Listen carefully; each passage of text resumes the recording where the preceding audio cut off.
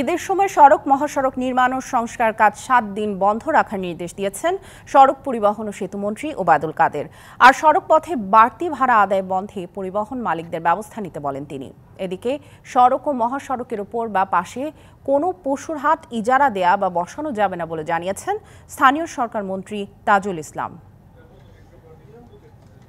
ঈদুল আজহা উপলক্ষে সড়কপথে যাত্রী সাধারণের যাতায়াত নির্বিঘ্ন ও নিরাপদ করার লক্ষ্যে প্রস্তুতিমূলক সভার আয়োজন করা হয় রাজধানীর বনানীতে বিআরটিএ সদর দপ্তরে। কিছু দূর এগিয়ে গিয়ে বেশি পয়সা নিয়ে গাড়ি ছাড়ে।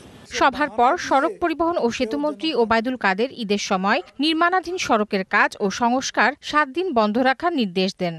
এবারও আমার মনে হয় ঝড় জলোচ্ছ্বাসে বেশ কিছু রাস্তা ক্ষতিগ্রস্ত হয়েছে।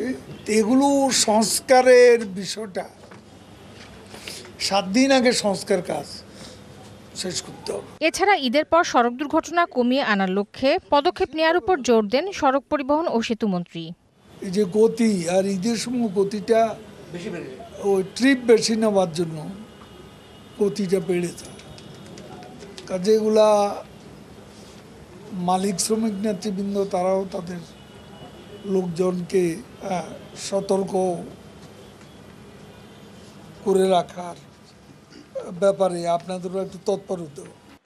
এদিকে সচিবালয়ে নৌ পরিবহন প্রতিমন্ত্রী খালিদ মাহমুদ চৌধুরী জানান, ঈদুল আজহায় নিরাপদ যাত্রী সেবা দেওয়ার পাশাপাশি কোরবানির পশু পরিবহনের বিষয়েও তদারকি শুরু হয়েছে। নৌপথে যে সকল কোরবানির পশু আনা নেওয়া করা হবে সেগুলোর ব্যাপারে যথেষ্ট নিরাপত্তার ব্যবস্থা নৌ পুলিশ, কোস্টগার্ড আমাদের পক্ষ থেকে, স্থানীয় প্রশাসন যন্ত্রের পক্ষ থেকে সব জায়গা থেকে আমাদের প্রস্তুতি চলছে।